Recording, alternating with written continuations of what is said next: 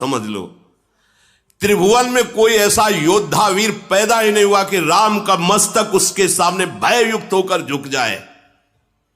देवता, दैत्य, राजा, योद्धा पूरे त्रिभुवन के एक साथ मिल जाएं और रण में यदि हमें ललकार दे तो मैं सुखपूर्वक, चाहे काल क्यों ना हो, उसको भी नष्ट कर सकता हूं।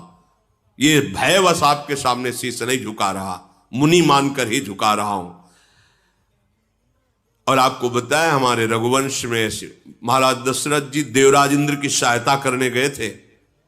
हमारे रघुवंश की कुल की ऐसी प्रशंसा है कि रण में यदि ललकार दे तो सामने चाहे कोई काल भी क्यों ना, कदम पीछे नहीं हटेगा।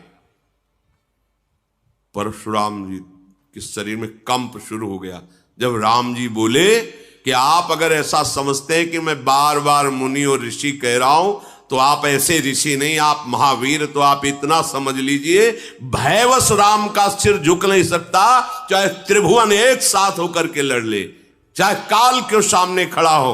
रघुवंशी कभी कदम पीछे नहीं हटा। फिर हाथ जोड़ा राम जी ने, कहा ऐसा होने पर भी आपके चरणों में प्रणाम है, मैं आपका दास हूं। और जो आपसे भयभीत हो गया वो जगत से निर्भय हो जाता है। जो आपसे भयभीत हो गया वो जगत में निर्भय हो जाता है। विप्रवंश के अस प्रभुताई, अभय होए जो तुम्हें डराई। नाथ, जो आपसे डर गया वो त्रिभुवन में निर्भय हो जाता।